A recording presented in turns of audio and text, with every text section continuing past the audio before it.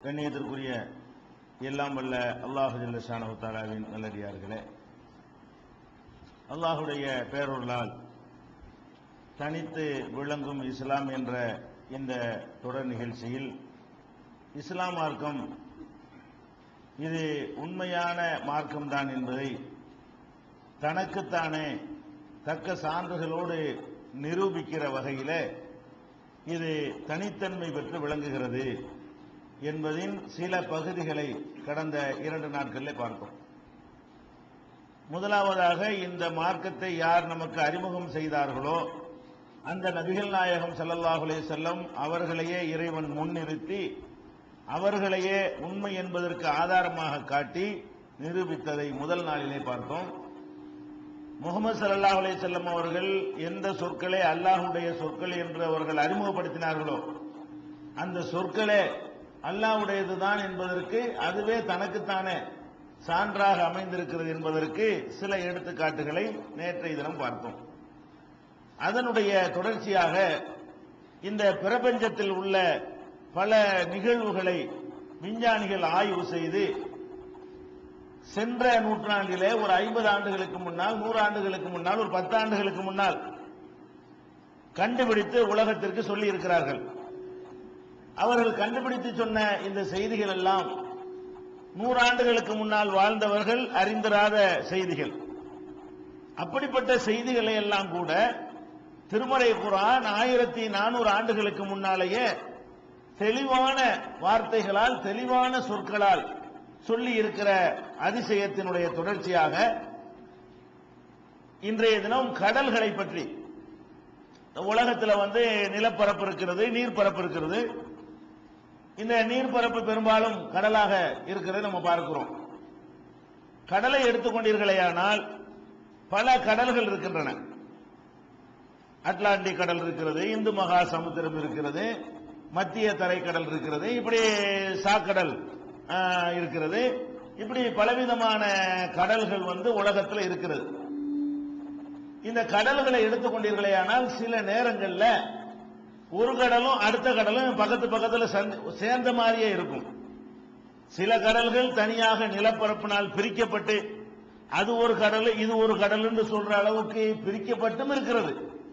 சில கடல்களை எடுத்துக்கொண்டீர்களேயானால் ஒரு கடலும் இன்னொரு கடலும் ஒட்டிக்கிட்டு தான் இருக்கும்.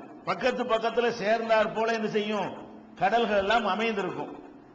இப்ப 2 கடல் சேர்ந்து இருக்கிறது பிரிக்க இயலுமா?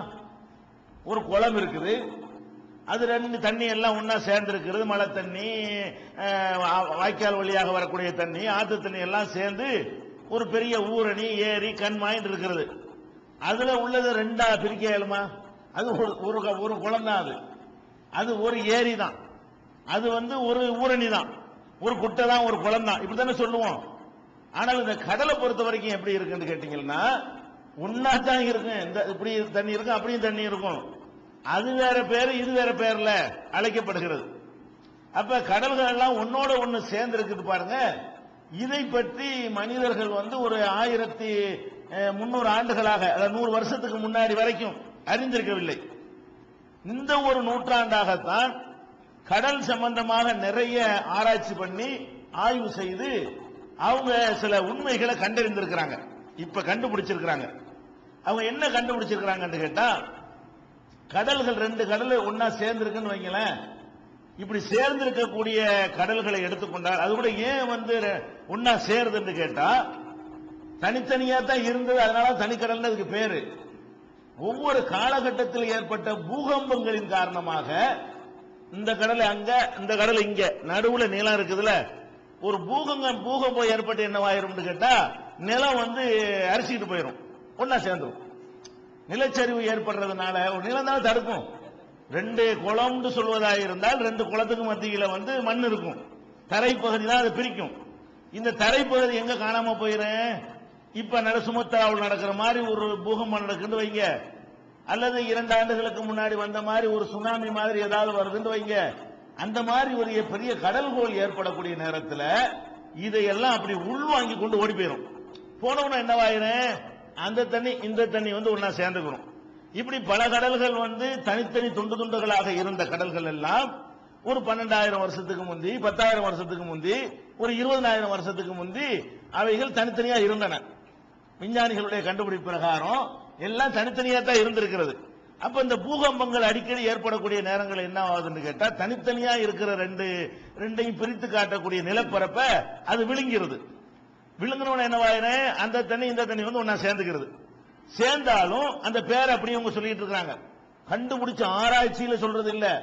அத கருங்கடல் சொல்லலாம், கருங்கடல் சொல்லிட்டு இருக்கிறான். இது மத்திய தரைக்கடல் சொல்லிட்டு இருக்கிறான். நடுவுல பூமி இருந்துச்சு பாருங்க, அது அரிக்கப்பட்ட உடனேயும் கூட இத கருங்கடல் அதை இது செய்யறான். ரெண்டுக்கு வித்தியாசம் இருக்குன்னு அவன் கண்டுபிடிக்கல. ரெண்டு பேரை சூட்டிக் கொண்டே இருந்துட்டான். அந்த மாதிரியாக ஒரு காலத்தில் நீங்க எடுத்துக்கிட்டீங்களா, இப்ப இலங்கை இருக்கிறது. இலங்கை வந்து நம்ம நாட்டில் உள்ள ஒரு பகுதியா இருந்தது. இலங்கை என்பது தமிழ்நாட்டில் ஒரு பகுதியாகத்தான் ஆதி காலத்தில் இருந்தது. நடந்தே போயிடலாம்.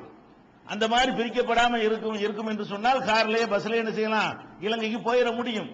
ஒரு இந்த மாதிரியான ஒரு சுனாமி மாதிரியான ஏதோ ஒரு பிரச்சனை ஏற்பட்ட பொழுது நம்ம ரெண்டுக்கு மத்தியில் உள்ள கொஞ்சம் நிலத்தை அரிச்சிருச்சு. இலங்கைக்கு நம்ம தமிழ்நாட்டுக்கு மத்தியில் உள்ள கொஞ்சம் நிலத்தை அரிச்சுக்கிட்டு போன உடனே அது தண்ணி வந்து உட்கார்ந்து கடல் ஆயிடுச்சு. அப்ப இந்த மாதிரியாகத்தான் மாற்றங்கள்லாம் ஏற்படுகிறது.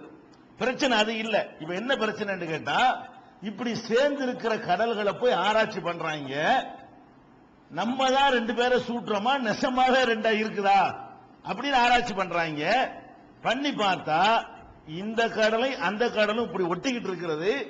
ரெண்டுக்கு மத்தியில எந்த விதமான திரையோ தடுப்போ ஒண்ணுமே இல்லாம இருக்கிறது. கடல் வந்து குளம் மாதிரி அமைதியா இருக்காது. கடல்ங்கிறது எப்போதுமே ஆர்ப்பரித்துக்கிட்டு வேற இருக்கும், குலுக்கிக்கிட்டே இருக்கும், கலங்கிக்கிட்டே இருக்கும், அலை அடிச்சுட்டு இருக்குதுல. அதாவது ரெண்டும் ஒன்னா சேருவதற்குரிய வேலைகள் ஒவ்வொரு வினாடியும் நடக்கிறது. இந்த கடல் இப்படி இருக்கு, இந்த கடல் இப்படி இருக்குன்னா அப்படி நின்ற போறது இல்ல. அப்படி ஆடாம காத்து படாம நின்றா கூட இதுவும் அதுவும் அங்க போய் ஜாயிண்ட் ஆகாதுன்னு சொல்லலாம். கடல் எப்படி இருக்கும், ஒரு குளம் மாதிரி ஊரணி மாதிரிலாம் இருக்காது தானே. அப்ப கடல்ல காத்து வேகமா அடிக்கிற காரணத்தினால பயங்கரமான அலைகள் ஏற்பட்டு, அலை வந்து சீற்றமுடைய அலைகள், பனைமர உயரத்திற்குரிய அலைகள் எல்லாம் கூட கடல்ல என்ன செய்யும், எழும்பும். அந்த மாதிரியான அலைகள் எல்லாம் வரக்கூடிய நேரத்தில் கண்டிப்பா ரெண்டு மிக்ஸ் ஆயிருமா இல்லையா?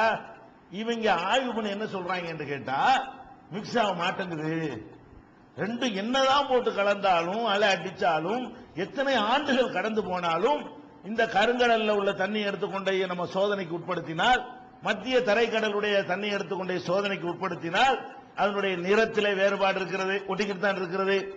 உப்புடைய அளவுல வேறுபாடு இருக்கிறது. அந்த கதகதப்பு அதனுடைய குளிர்மை இருக்குதுல, அது இது கொஞ்சம் சூடா இருக்கு, அது கொஞ்சம் டெம்பரேச்சர்ல ரெண்டு பக்கத்து பக்கத்தில் இருக்கிறது. ஒரே காத்து ஒரே சூரியன். ஆனா இதனுடைய டெம்பரேச்சர் வேறையா இருக்கிறது. அதனுடைய அந்த வெப்பத்தினுடைய அளவு இருக்குல்ல, இது கொஞ்சம் சூடா கதகதன் இருக்குது. அது கொஞ்சம் ஒரு ஜில்லுங்கிற மாதிரி அது ஒரு மாதிரியா இருக்கிறது. அதுல வித்தியாசம் இருக்கிறது. அப்ப அதனுடைய அடர்த்தி இருக்குல்ல, டென்சிட்டி, அதுல கூட என்ன இருக்குது, வித்தியாசம் இருக்குன்னு எடுத்துட்டு போய் சோதனை பண்ணி பார்த்துட்டு என்னன்னு தெரியல. ஆனா என்னமோ ஒண்ணு இருக்குது, தடை இருக்குது, தடுத்து கொண்டு இருக்குன்னு சொல்றான். எங்கெங்க எல்லாம் இந்த மாதிரி ஆய்வு பண்ணி இருக்கிறாங்கன்னு எடுத்துக்கிட்டீங்கன்னா, இப்ப மத்திய தரைக்கடலும் கருங்கடலும் இருக்கிறது. அது ரெண்டும் ஒன்னாகத்தான் ஒரு காலத்துல ரெண்டும் நிலப்பரப்பினால் பிரிக்கப்பட்டு இருந்தது. 12,000 வருஷத்துக்கு முன்னாடி ஏற்பட்ட ஒரு பூகம்பத்தின் காரணமாகத்தான் அந்த நிலம் உள்வாங்கப்பட்டவன ரெண்டு கடலும் ஒன்னாகி போச்சு. இப்ப இந்த ஒன்னானவன என்ன ஆகுதுன்னா, மத்திய தரைக்கடலும் கருங்கடலும் ஒன்னா சேர்ந்த பிறகு அந்த தண்ணி திடீர்னு வந்து பாயுதுல, நிலப்பரப்பை உருவன உடனே மத்திய தரையில உள்ள தண்ணீர் வந்து இந்த கருங்கடல்ல வந்து ஜாயிண்ட் ஆகுது, ஒன்னா வந்து சேர. திடீர்னு வந்து அந்த மோதன வேகத்துல கருங்கடலில் இருந்த மீன்கள் எல்லாம் அந்த தண்ணீருக்கு மாறின உடனே அந்த இடத்துல மாறின உடனே மீன்கள் செத்துருச்சு. காரணம் என்னன்னு கேட்டா, இதுல உள்ள வெதுவெதுப்பும் இதுல உள்ள உப்பு தன்மை அதிகமா இருந்ததுனால அந்த கருங்கடலிலே வாழ்ந்து பழக்கப்பட்ட மீன்களுக்கு